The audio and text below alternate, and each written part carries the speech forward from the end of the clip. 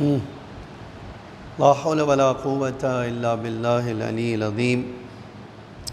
أعوذ بالله السميع العليم من الشيطان الرجيم. بسم الله الرحمن الرحيم. الحمد لله الذي لا يبلغ مدحته القائلون ولا يحصي نعماءه العادون ولا يودي حقه المجتهدون، الذي ليس لصفته حد محدود ولا نعت موجود ولا أجل ممدود، فطر الخلائق بقدرته ونشر الرياح برحمته ووتد بالصخور ميادان أرضه، ثم الصلاة والسلام والتحية والإكرام على بشير النذير والسراج المنير حبيب إله العالمين أبي القاسم المصطفى محمد.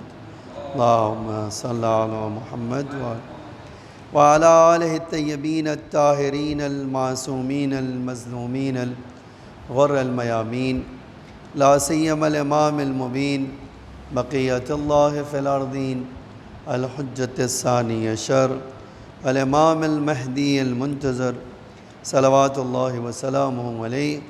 أما بعد، فقد قال الله تعالى في محكم كتابه المجيد وفرقانه الحميد وقوله الحق: يا أيها الذين آمنوا ما لكم إذا قيل لكم انفروا في سبيل الله اثاقلتم إلى الأرض أرضيتم بالحياة الدنيا من الآخرة فما متاع الحیات الدنیا فی الآخرہ الا قلیل.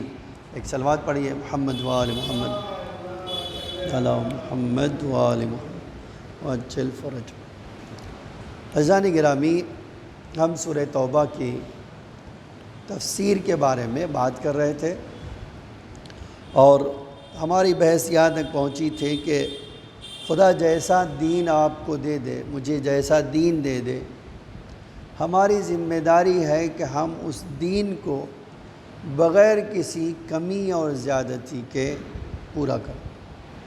اپنی طرف سے کبھی بھی اس میں کوئی ایڈیشن، کوئی اضافہ اور کوئی اس میں کمی کرنے کی کوشش نہ کریں. اور اگر ہم نے یہ کام کیا کہ جہاں ہماری مرضی آئی وہاں اللہ کے قانون کو مان لیا، اور جہاں ہمیں لگا کہ ہمیں اس قانون سے نقصان پہنچے گا، ہم جو ہے اس اللہ کے قانون کو پامال کر کے چلے جائیں. اللہ کہہ رہا ہے ایسا انسان نہ ہی مومن ہے اور نہ ہی جو ہے اللہ کافروں کی ہدایت کرتا ہے، اور یہ ایک کفر کی علامت ہے.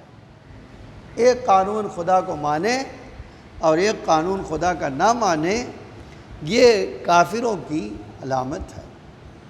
اب اس کے بعد والی جو بحث ہے آج، جس میں میں نے جو آیت پڑھی ہے، اللہ کہہ رہا ہے کہ ایمان لانے والوں، جب تم سے کہتے ہیں کہ اللہ کی راہ میں کوچ کرو، نکلو اللہ کی راہ میں،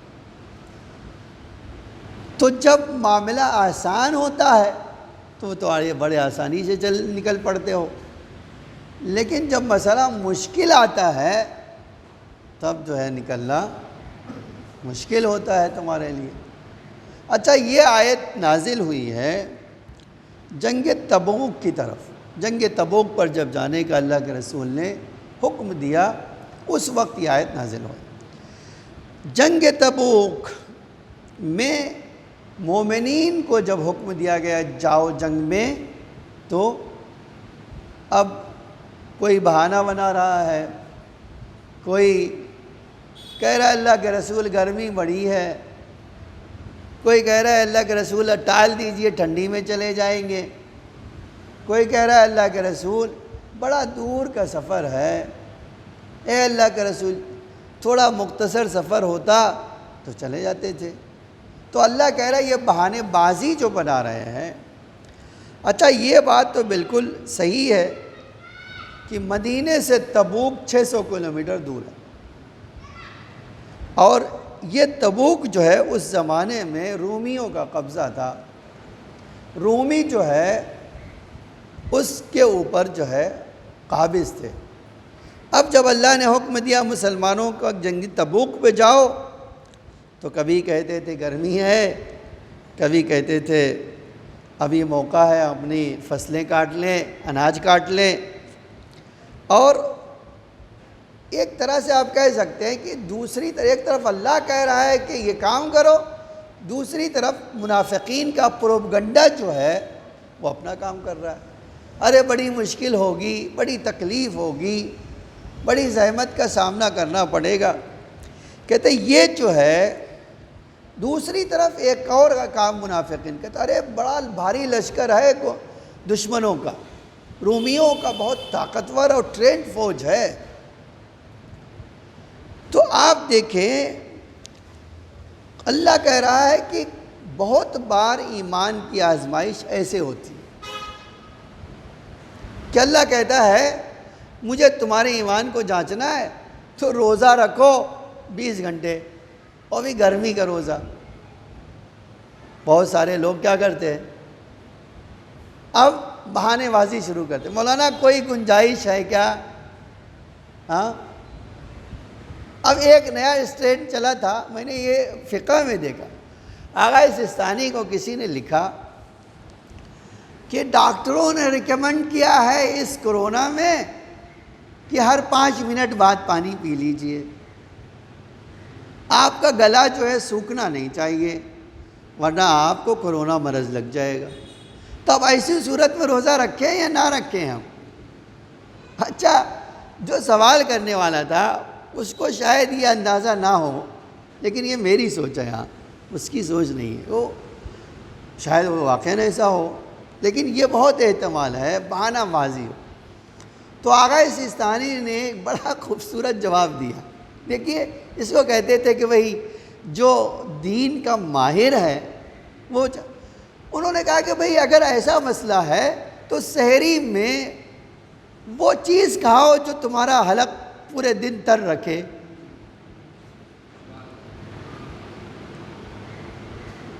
سنو قرار، یہ جو ہے روزہ جو ہے نا اللہ کا حکم ہے، اس میں کسی کی چلتی نہیں۔ کہ ایسی چیز کھاؤ جو پورے دن تمہارے گلے کو تر رکھے۔ اور کرونا اللہ پر بھاری ہے کہ اللہ کرونا میں بھاری ہے، یہ بھی ایک مسئلہ ہے۔ ابھی میں نے ایک ڈاکومنٹری دیکھی، بہت انٹرسٹنگ ہے، اس لیے آپ کو ایک جملہ کہیں۔ WHO نے، ورلڈ ہیلتھ آرگنائزیشن نے عراق گورنمنٹ سے کہا کہ آپ لاک ڈاؤن لگائیے۔ گورنمنٹ نے اعلان کر دیا، بھائی جہاں وہ تو پوری دنیا میں ہوا، اب انڈیا سے کہا تو ان کا کام ہے ایڈوائز دینا کہ لگاؤ نہیں تو پریشانی آ جائے گی، تو انہوں نے لگا دی۔ اور کربلا میں اعلان کیا کہ بھیا 13 محرم تک کسی کا آنا جانا بند، 100% ہر بارڈر سیل ہو گیا۔ اچھا، ہم شیعوں کا طریقہ یہ ہے، بمبئی میں بھی اور ساری دنیا میں سبیلیں لگاتے ہیں محرم میں، اور کربلا میں بھی موقف لگتے ہیں، جو ہم سبیل کہتے ہیں وہ موقف کہتے ہیں۔ اچھا، ان کے 100 سال 200 سال سے وہ لگاتے آ رہے ہیں۔ اب گورنمنٹ کہہ رہی باہر نہ نکلنا، وہ کہہ رہے ہیں کہ ہمیں تو سبیل لگانا ہے۔ تو 2-4 دن تو گورنمنٹ کی انہوں نے سن لیا، 2-4 دن کے بعد پھر سے انہوں نے لگا لیا۔ کہہ رہے کرونا پھیل جائے گا، کہا کرونا امام حسین سے بڑھ کر ہے۔ اور پھر جو ہے عراق کے ہر شیعہ شہر سے امام حسین کی عزاداری کے لیے نکل پڑے۔ ورلڈ ہیلتھ آرگنائزیشن نے اپنے آفیسر جلدی سے بھیجے، بھائی جاؤ دیکھو بہت بڑی جو ہے وبتا آنے والی ہے کربلا میں۔ کیوں؟ کہتے ہیں ملینز لوگ، 2500 لاکھ لوگ جمع ہوں گے، اب بدن سے بدن ملے گا، تو ایک کا کرونا ہوگا تو سینکڑوں کو کر دے گا۔ اور آج یہ آفیشل وہاں کی کہ محرم سے پہلے 220 پیشنٹ کربلا میں تھے، ٹھیک ہے، محرم سے پہلے۔ اور جب عاشورہ آئی اور 25 لاکھ لوگ یا اس سے زیادہ لوگ جمع ہوئے تو 13 محرم کو 20 پیشنٹ تھے۔ آپ دیکھیے کبھی، یعنی آپ اندازہ کیجئے کہ محرم سے پہلے 220 یا 22 تھے اور 13 محرم کو گورنمنٹ کا کہنا ہے 20 پیشنٹ، 25 لاکھ لوگ آئے اور چلے گئے۔ اچھا، جہاں سے آئے تھے، اب یہ ورلڈ ہیلتھ والوں نے، WHO نے کہا کہ ٹھیک کربلا میں نہیں ہوا، ہم بصرہ میں دیکھیں گے۔ کہا جا کے دیکھ لو۔ وہاں گئے، کہا بصرہ میں تو پہلے سے بھی کم ہو گئے۔ جس شہر سے آئے تھے وہاں کرونا نہیں پھیلا، ٹھیک ہے۔ اب 40 میں، پہلے تو عراق حکومت کہتے نہیں نہیں نہیں نہیں نہیں ہم 40 نہیں کریں گے، ہم نہیں 40 کریں گے، لیکن کیا ہوا، ہمارے ہندوستان سے بھی لوگ گئے، ساری دنیا سے آئے۔ اب یہ عجب بات ہے کہ انہوں نے ایک تھرمل کیمرہ منگایا جو ہزاروں میں سے ایسے ہی کنارے لگا دے، کس کو بخار ہے ہزاروں میں سے بھی بتا دیتا تھا فلاں کو ہے۔ فرانس سے منگوایا گیا وہ کیمرہ، لگا دیا ہر بارڈر پہ۔ کہتے پورے 40 میں ایک آدمی کو بخار ڈیٹیکٹ نہیں کر پایا۔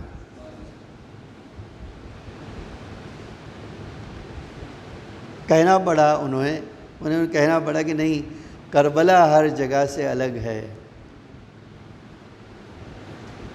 تو یہ جو بات کہہ رہے ہیں کہ اللہ کہہ رہا ہے کہ جب ہم سخت حکم دیتے ہیں تو تمہارے پیر لرزنے لگتے ہیں، نہیں یہ کام نہیں ہونا چاہیے۔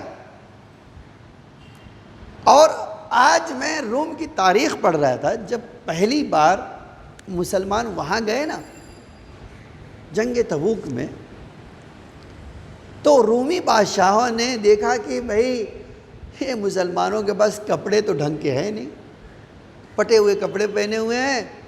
اچھا دیکھیے، فوج جو ٹرینڈ فوج ہوتی ہے اس کا ایک سسٹم ہوتا ہے، اب کھانے پینے کا معقول انتظام ہوتا ہے، ان کی ٹریننگ کا معقول انتظام ہوتا ہے، اسلحے کا معقول انتظام ہوتا ہے۔ لیکن جب اس نے رومی بادشاہ نے مسلمانوں کو اپنے فوج دیکھا تو بولے یار ان کے پاس کپڑے تو ہیں نہیں، اسلحے تو ہیں نہیں، ہم سے لڑیں گے کیسے؟ ٹھیک ہے۔ اب جب جنگ ہوئی تو ان کی ٹرینڈ فوج کو ایسی پٹخنی دیا کہ وہ دیکھتے رہ گئے۔ تو اس نے جو ہے ایک بڑی عجیب بات کہی، اس نے آفیسروں سے کہا کہ ان مسلمانوں میں سے کچھ لوگوں کو دعوت دو، ان فوجیوں کو اپنے پاس بلاؤ، دیکھو ان کے پاس کیا ہے، ہم اتنا آپ کو کھلا رہے ہیں، ٹرین کر رہے ہیں، اسلحہ دے رہے ہیں، اور ان کے نہ کھلایا جا رہا ہے، نہ ٹرین ہے، نہ اسلحہ ہے، اور وہ ہماری فوج کو پٹخ دے رہا ہے۔ تو یہ مسلمانوں میں کون سا جذبہ ہے کہ یہ پھٹے فقیر جو ہے اب بھاری پڑ رہے ہیں ہم پر؟ اب ریسرچ ہونے لگی، تو ریسرچ کرنے کے بعد اس کے آفیسروں نے کہا کہ حضور مسئلہ ٹریننگ کا ہے ہی نہیں، مسئلہ اسلحے کا ہے ہی نہیں، مسئلہ کھانے کا تو ہے ہی نہیں۔ کہا پھر ہے کیا؟ کہا ان کا ایمان اللہ اور رسول پر اتنا مضبوط ہے کہ بس جب اللہ کہتا ہے جنگ کرو تو پھر ان کو اپنی جان کی پرواہ نہیں، نہ کھانے کی پرواہ ہے، نہ ٹریننگ کی پرواہ ہے، نہ اسلحے کی پرواہ ہے، اور آتے ہیں وہ ایسا جھپٹ پڑتے ہیں ہم پر کہ ہم کچھ بھی نہیں کر پاتے۔ تو کہا کیا کرنا چاہیے؟ دیکھیے سورہ روم نازل ہوا، سورہ روم نازل ہوا، تو اس سے بادشاہ نے کہا کہ اس کا طریقہ یہ ہے کہ ان کو اچھے کھانے کی عادت ڈال دو، اتنے اچھے کپڑے کی عادت ڈال دو، دنیا میں آرام کرنے کا انہیں طریقہ سکھا دو۔ آپ سورہ روم پڑھیے، سورہ روم میں آیا کہ پہلے مسلمان جیت گئے اور چند دنوں میں پھر سے رومیوں نے ہرا دیا۔ اب ایک سوال ہے نا کہ آخر ایک بار روم جب پھٹے فقیر تھے تو جیت گئے، اور جب طاقت آ گئی، ٹریننگ آ گئی، اسلحہ آ گیا تو ہار گئے۔ تو راز کیا ہے؟ راز یہ ہے کہ جہاں اللہ ہوتا ہے وہاں کامیابی ملتی ہے، جہاں خدا نہیں ہوتا وہاں کامیابی نہیں ملتی ہے۔ آج ہمیں یہ بڑا دشوار لگتا ہے۔ دیکھیے کسی کو بھی مثلا آج آپ واقعاً دل کو لگتا ہے یار کہ ایک 10 سال کا مثلا بچی ہے یا 15 سال کا بچہ ہے، اور آج ممبئی میں تو تھوڑا راحت ہے۔ ابھی آپ دیکھیے ایک ٹمپریچر دیکھ لیجئے کہ 35 ڈگری 36 ڈگری میکسیمم ہے ممبئی، ہے نا؟ یو پی میں چلے جائیے 40 ڈگری ہے۔ 40 ڈگری میں اور ابھی 15 گھنٹہ 16 گھنٹہ روزہ رکھنا وہ بھی ایک بچے کے لیے آسان نہیں ہے۔ اچھا اب اس میں کیا ہوتا ہے؟ ماں باپ سوچتے ہیں ہم اللہ سے زیادہ رحیم ہے بچے کے اوپر، مہربان ہے۔ نہیں بیٹا تم روزہ نہیں رکھنا، ابھی تمہاری عمر تھوڑی ہے روزہ رکھنے۔ اب بچی ہے چھوٹی سی 9 سال کی بچی تو اور کمزور ہوتی ہے، نہیں بیٹا ابھی تمہاری عمر نہیں ہے روزہ رکھنے۔ تو یہ ایسا لگتا ہے کہ اللہ تو معاذ اللہ مسئلہ ظالم ہے اور یہ جو ہے رحیم ہے، ٹھیک ہے؟ جبکہ اللہ کہتا ہے مجھے تم سے زیادہ رحم اس پر آتا ہے۔ اس کا مطلب کیا ہے؟ اس کا مطلب آج ہمیں سائنس نے بتایا، کہتے ہیں سال میں 1 مہینہ روزہ رکھنا ضروری ہے تاکہ تمہارے بدن میں جو گندگی آ گئی ہے روزہ اس کو پاک اور پاکیزہ بنا دے۔ تو کون زیادہ رحیم ہے، اللہ یا تم بندہ؟ یہ تو یقینی بات ہے اللہ رحیم ہے۔ اللہ جانتا ہے کہ اس کو کیسے معراج تک ترقی دینا، اللہ جانتا ہے اس کو کیسے کمال تک پہنچانا، اللہ جانتا ہے کہ اس کی زندگی میں خوبصورتی کیسے لائی جائے۔ آپ اور میں نہیں جانتے۔ ہم کیا سوچتے ہیں؟ بس اچھا کھانا کھلا دیا، اچھا کپڑا پہنا دیا، بس ہو ہی گیا کام، بہت اچھی زندگی گزارے ہو تم، یہی کہتے ہیں۔ لیکن اچھی زندگی کا معنی ہی نہیں سمجھتے۔ آج وہ علی جو 2 درہم کا کپڑا پہنتا ہو، سوکھی روٹی کھاتا ہے نا، ہم سنتے تو ہیں نا، جس کی ٹھوکروں میں اتنی طاقت تھی کہ سلیمان کو بادشاہ بنا دے۔ اب سوال یہ ہے نا کہ اس نے سوکھی روٹی کی اس پر زندگی کیوں چن لیا؟ اگر کامیابی کا تصور اچھا کھانا تھا تو ہمارے مولا کو سب سے اچھا کھانا کھانا چاہیے تھا۔ اگر کامیابی کے تصور اچھا کپڑے پہن لینا تھا تو مولا کو تو ریشم کا کپڑا پہننا چاہیے تھا۔ لیکن علی حتیٰ واقعاً یہ بڑا درد محسوس ہوتا ہے کہتے ہوئے، سلمان تو کہتے ہیں میں تو رونے لگا یہ دیکھ کر کہ بی بی گھر سے باہر ایک بار نکلی تو چادر جو اپنے سر پہ اوڑے ہوئے تھی اس میں کھجور کے پتے کے 18 پیوند تھے۔ جو کائنات کی شہزادی ہو، آج ہمارا حال کیا جانتے ہیں؟ اگر بیوی سے کہہ دے کوئی کہ ہمارے ایک نقاب تو ہے، اب کیوں کہہ رہی ہو دوبارہ اس کے لگانے کی، تو وہ جل کے کہتی ہے تمہارے جیسے فقیر کے ساتھ شادی ہو گئی تو یہ سوال کر رہا ہے، ورنہ جتنے جوڑے ہو اتنی نقاب ہونا چاہیے ہمارے پاس، ہے نا؟ اب نتیجہ میں اگر آپ اسلام سے کہیے کہ یہ کامیاب کیوں نہیں ہو رہے ہیں، جواب حاضر ہے، اس لیے نہیں ہو رہا ہے کہ ان کا دل تو دنیا میں لگا ہوا ہے، اور جب تک دل دنیا میں لگا رہے گا کسی کو کامیابی ملنے والی نہیں۔ ایک صلوات پڑھیے محمد وآل محمد۔ اب قرآن کی یہ آیت پڑھیے، دیکھیے کیسے اس آیت نے ہمارے لیے آئینہ دکھایا ہے، ہم سب کے لیے آئینہ دکھایا۔ واقعاً آج ہمیں اپنی زندگی بدلنا ہے نا، یہی ہمارے جوانوں کا بھی ہو گیا۔ آج بڑی شکایت ہے اور واقعاً یہ سچائی بھی ہے کہ پورے انڈیا میں جاب کا مسئلہ تو ہے، نو ڈاؤٹ کی نوکری کا مسئلہ تو ہے نا، پوری دنیا میں ہے، ہمارے ہندوستان میں بھی آج آپ ایک بار ٹی وی چینل دیکھ لیجیے، 18 کروڑ جوان بے روزگار ہیں۔ 18 کروڑ پورے ملک کی کسی کی آبادی ہوتی ہے۔ پاکستان کی پوری آبادی 20 کروڑ ہے، 22 کروڑ۔ آپ جو اگر 18 کروڑ لوگ بے روزگار ہوں تو ان کا کیا ہوگا، ہے نا، سخت کام۔ لیکن کبھی آپ اس بارے میں سوچتے ہی نہیں ہیں۔ ہماری شریعت کیا کہتی ہے؟ میں نے ایک لڑکے سے یہی بمبئی میں اسی باندرہ میں بات کیا، وہ IT پروفیشنل ہے، ٹھیک ہے۔ آپ جانتے ہیں اس کے پاس غرور کیا آ گیا ہے؟ وہ کئی سالوں سے جاب لیس ہے،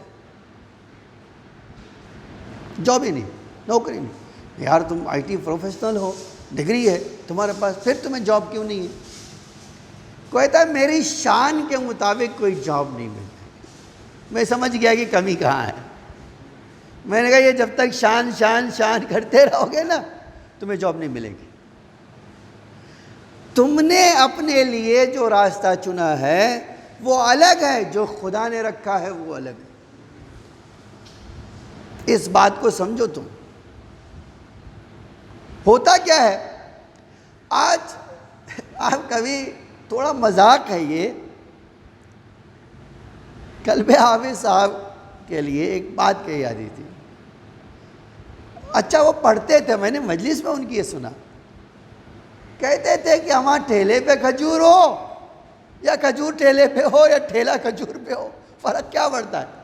میں ٹھیلے پہ کھجور بیچ سکتا ہوں، ٹھیک ہے۔ تو بڑے یار یہ مولانا اتنے بڑے وہ کہہ رہے ہیں میں ٹھیلے پہ کھجور بیچ سکتا ہوں۔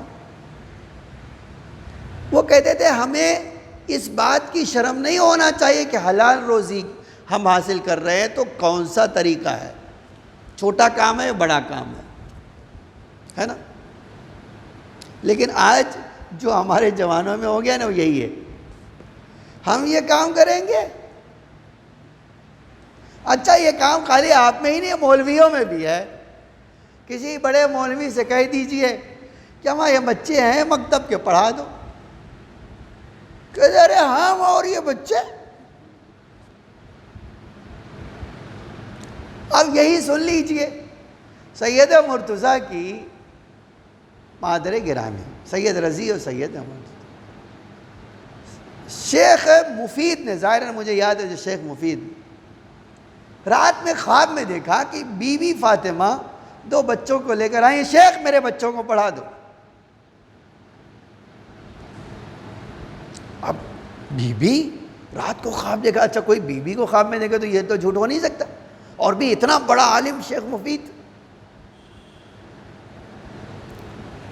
بہت سوچ میں پڑ گئے کہ میں اور بی بی کے بچوں کو پڑھا دوں، اور بی بی نے فرمایا میرے حسن حسین ہیں، پڑھا انہیں۔ تو اور یار میں، اور صبح ہوئی دیکھا ایک سیدانی 2 بچوں کو لے کر آئے، ایک کا نام سید مرتضیٰ اور ایک کا سید رضی۔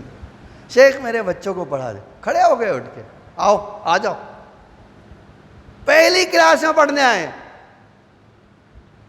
آ جاؤ، ہاں بالکل۔ لیکن اب یہاں تو ایک تھوڑا سا آپ کہہ سکتے کہ انہوں نے دیکھ لیا تھا کہ یہ کوئی معمولی بچے نہیں ہیں، جس کو بیوی کہہ رہی میرے حسن حسین ہیں، ان کا مرتبہ کیا ہوگا، وہ ایک الگ بات ہے۔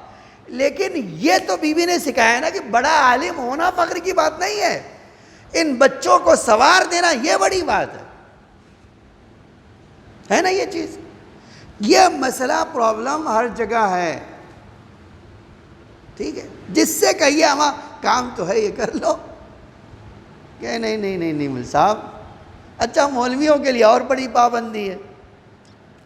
اب دیکھیے میں خالی یہ تو مثال دے رہا ہوں، لیکن اس لیے دے رہا ہوں کہ آپ پرابلم سمجھیے کہ آج جو پریشانی ہے وہ کہاں ہے، ٹھیک ہے۔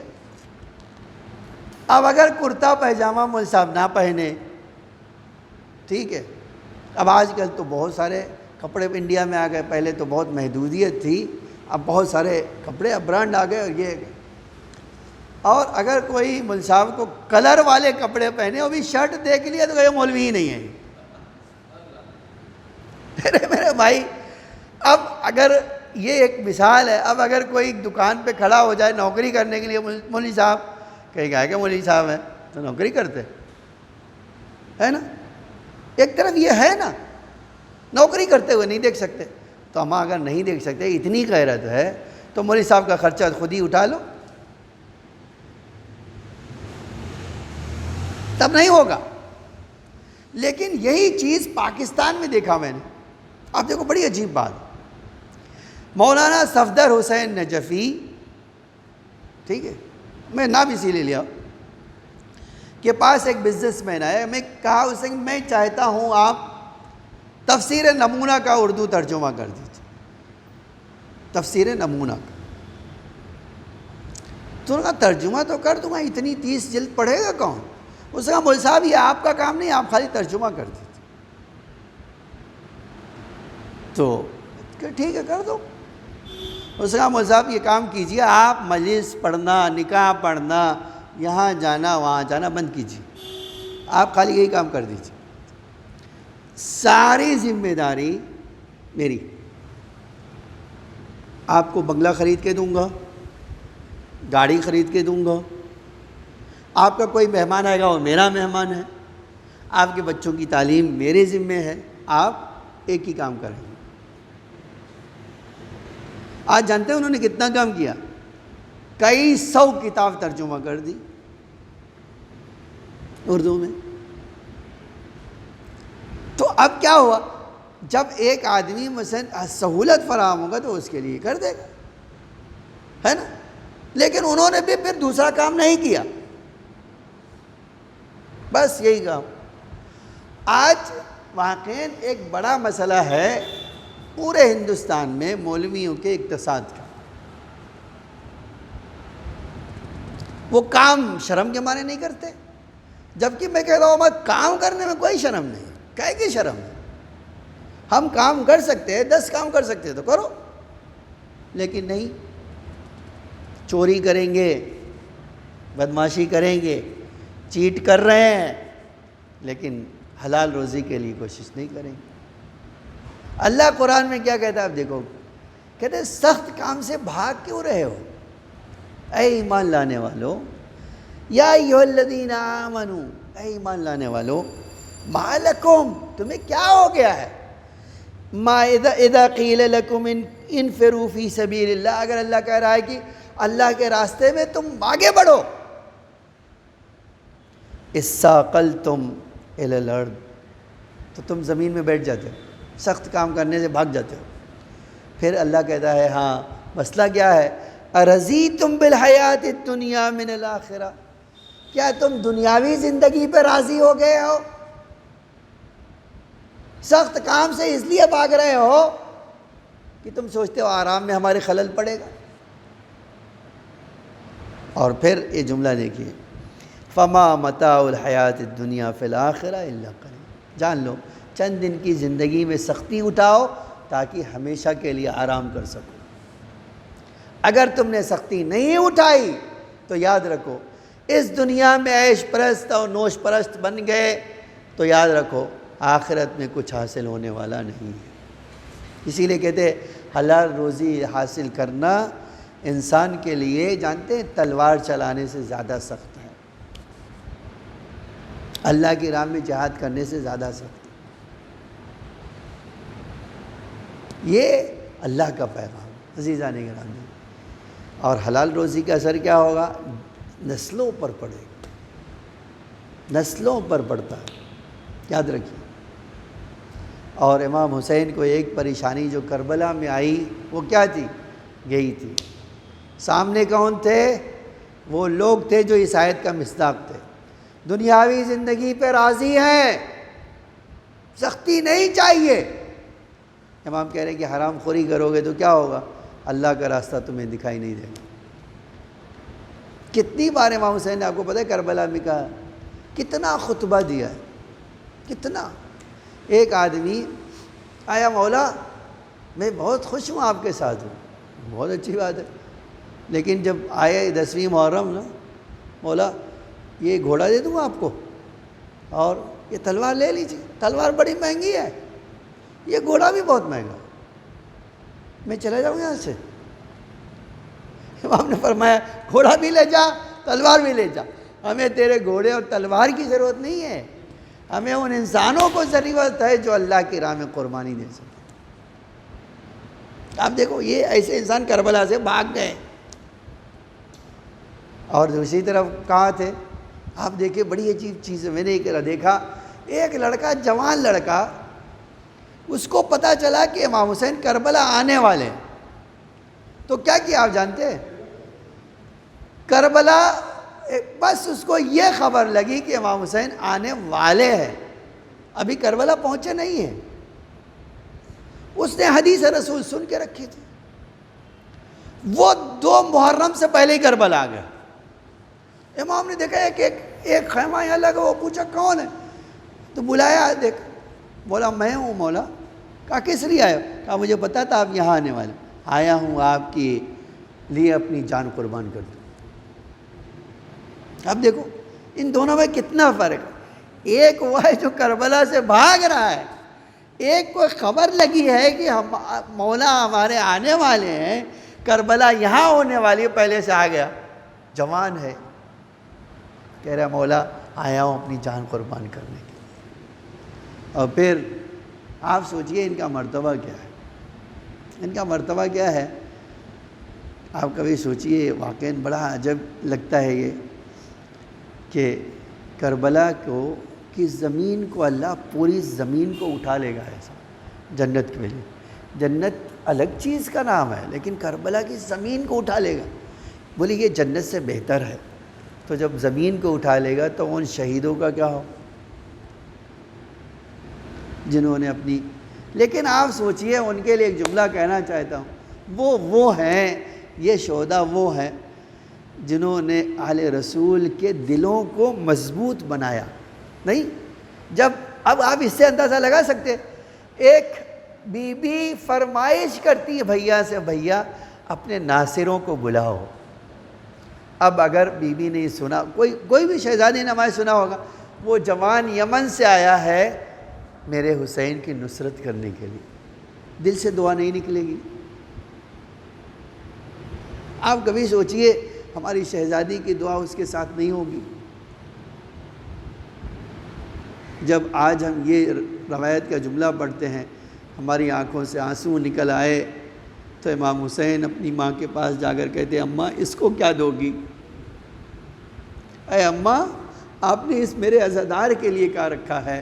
تو آپ سوچیں جب وہ خون میں نہا کر کربلا کی زمین پر گرے گا تو بی بی امام حسین کیا نہیں کہے گے اماں یہ میرا وہ جانثار ہے جس نے میرے لیے اپنے وجود پہ تیر و تلوار کھا لی؟ یقین جانیں اسی لیے ان کا مرتبہ دوسروں سے سوا ہے۔ بس ایک جملہ کہہ کے بعد، جب انسان صاحب معرفت ہوتا ہے، جب اس کو آل رسول کی عظمت کا پتہ ہوتا ہے، تو آپ دیکھیے اس کی ایک مثال حبیب ہے۔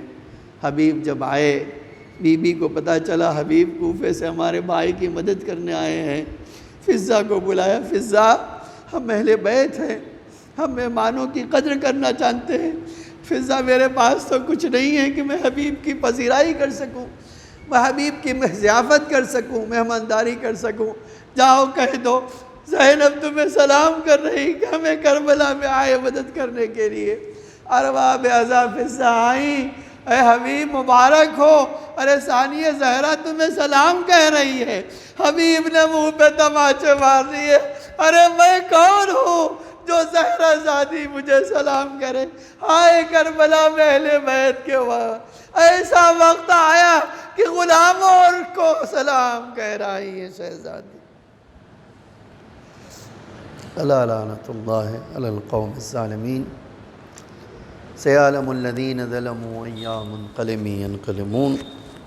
الہی بحق زہرا و ابیہا و بالہا و بنیہا و سر المستودع فیہا بعدد ما احاط بہ علمک، اے اللہ ہماری اس عزا کو قبول فرما، اے اللہ تجھے محمد اور آل محمد کا واسطہ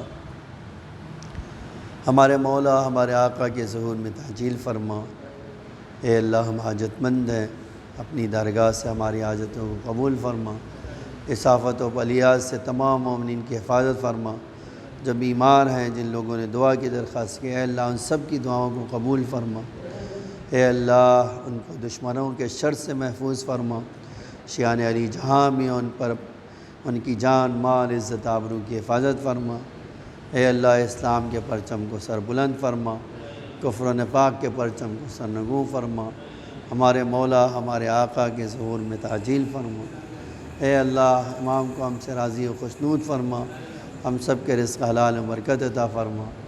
اے اللہ تجھے محمد اور آل محمد کا واسطہ ہمیں نور آل محمد سے مزین فرما، ہمارے ناقص عمل کو قبول فرما، ہمارے ڈھیر سارے گناہوں کو معاف فرما۔